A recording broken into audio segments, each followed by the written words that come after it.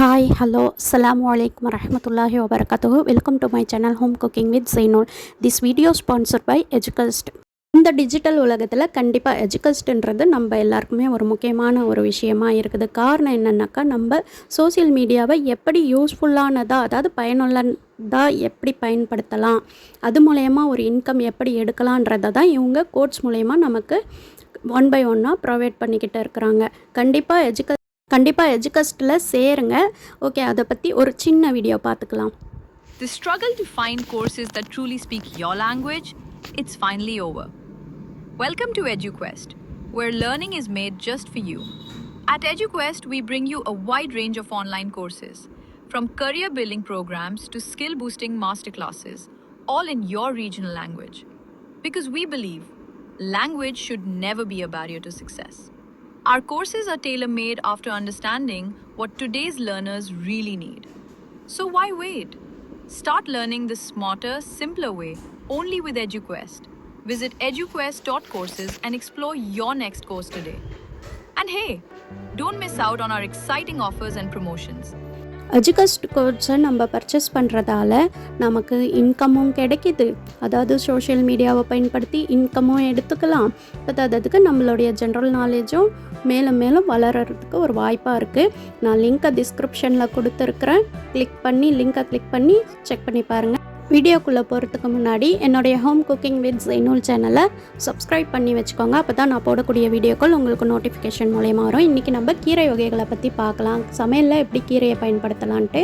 முருங்கைக்கீரையும் அகத்திக்கீரையும் நம்ம வதக்கும் போது அதை கரண்டியோட பின்பக்கம் இருக்கு இல்லையா, திருப்பி காம்பு பக்கம் கிளறிக்கிட்டே இருந்தால் கெட்டியாக இல்லாமல் உதிரியாக சாப்பிடவும் டேஸ்ட்டாக இருக்கும், பார்க்கவும் நல்லாயிருக்கும். இல்லைன்னா கத்தி வச்சு ட்ரை பண்ணுங்கள். ஓகேவா?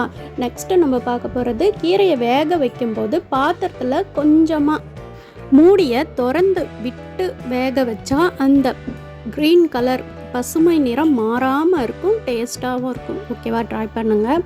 அடுத்து நம்ம பார்க்க போகிறது, கீரையை பருப்போடு சேர்த்து செய்யும்போது தக்காளி புளி சேர்க்காமல் நெல்லிக்காவை தூவி, அதாவது நெல்லிக்காய் இருக்குங்க இல்லையா, புளிப்பு நெல்லிக்காய், அதை நல்லா துருவி சேர்த்து செஞ்சு சாப்பிட்டாக்கா டேஸ்ட்டாக இருக்கும். பொதுவாக நம்ம தக்காளி பழத்தை அதிகம் சேர்த்துக்குவோம். அதுக்கு பதில் இப்படி ட்ரை பண்ணி பாருங்கள். நெக்ஸ்ட்டு புதினாவை பற்றி பார்க்கலாமா? புதினாவை சுத்தம் செஞ்சு பொடி பொடியாக நறுக்கி அரைச்சி அதை எடுத்து தக்காளி சூப் நம்ம செய்வோம்ல, டொமேட்டோ சூப், அதில் சேர்த்து சாப்பிடும்போது சுவையாகவும் இருக்கும், வாசனையாகவும் இருக்கும். ட்ரை பண்ணி பாருங்கள். நெக்ஸ்ட்டு கீரை மசியல் செய்கிறப்ப புளிக்கு பதிலாக பொடியாக மாங்காய், இப்போ மாங்காய் சீசன் கிடைக்கும் போது தான் நம்ம ட்ரை பண்ணி பார்த்துக்கணும். அந்த மாதிரி மாங்காவை நம்ம அரிஞ்சு போட்டு சேர்த்து செஞ்சு சாப்பிடும்போது ரொம்பவே சுவையாக இருக்கும் கீரை. ஓகேவா? ட்ரை பண்ணி பாருங்கள். அடுத்து பொதுவாகவே கீரையை சமைக்கும்போது அதோடைய சத்து போகாமல் இருக்க லைட்டாக சர்க்கரையை சேர்த்து சமைச்சா சத்து போகாமல் இருக்கும்.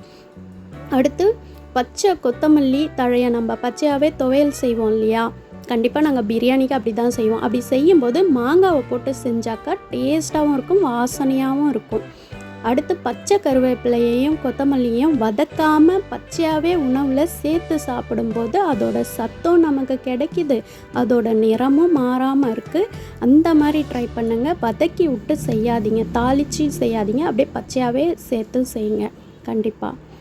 அடுத்து நம்ம கருவேப்பிலை நிழல்லே உலர்த்தி அதோட மிளகு, உப்பு, ஜீரகம், சுக்கு இது எல்லாத்தையுமே சேர்த்து பொடி பண்ணி வச்சுக்கிட்டா குழம்பு, ரசம் இதெல்லாம் செய்யும்போது அப்பப்போ ஒரு ஸ்பூன் போட்டு நம்ம செய்யும்போது நல்ல டேஸ்ட்டாகவும் இருக்குது, நல்ல வாசமாகவும் இருக்குது.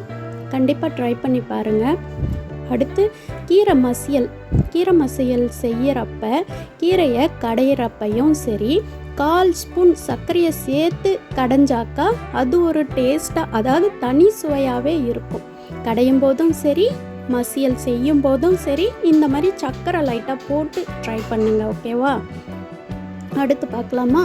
கீரையை வேக விடும்போது கொஞ்சமாக எண்ணெய் அதில் சேர்த்து நம்ம செய்யும்போது அந்த நிறமும் மாறாது. நான் எப்பவுமே அப்படி தான் செய்வேன். அந்த பசுமை நிறம் மாறவே மாறாது. அது மட்டும் இல்லாமல் டேஸ்ட்டும் நல்லாவே இருக்கும். அடுத்து பார்க்கலாமா?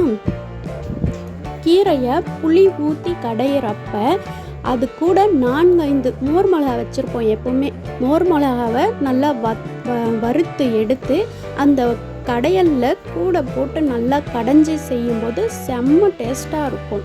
ட்ரை பண்ணி பாருங்கள். அடுத்து நம்ம பார்க்கலாமா, கீரையை சமைக்கும்போது ஒரு மிளகு அளவு வெத்தலை பாக்கு போடுறதுக்கு சுண்ணாம்பு சேர்ப்போம் இல்லையா, அந்த சுண்ணாம்பு ஒரு மிளகு அளவு சேர்த்துக்கிட்டு செஞ்சோன்னாக்கா நிறம் மாறாமல் இருக்கும். நிறைய போட்டுறக்கூடாது அதுக்குன்னு. இப்போ கீரையை பற்றி நிறைய விஷயங்கள் யூஸ்ஃபுல்லாக இருந்திருக்கும்னு நினைக்கிறேன் நான் சொன்னதில். கண்டிப்பாக நீங்கள் அதே மாதிரி ட்ரை பண்ணி பாருங்கள். இதே மாதிரி வீடியோக்கள் பார்க்கணுன்னாக்கா என்னுடைய ஹோம் குக்கிங் வித் ஜைனுல் சேனலை லைக் பண்ணி, ஷேர் பண்ணி, கமெண்ட் பண்ணி, சப்ஸ்கிரைப் பண்ணி பெல் ஐக்கானை கிளிக் பண்ணி வச்சுக்கோங்க. அப்போ தான் நான் போடக்கூடிய வீடியோக்கள் வந்துக்கிட்டே இருக்கும்.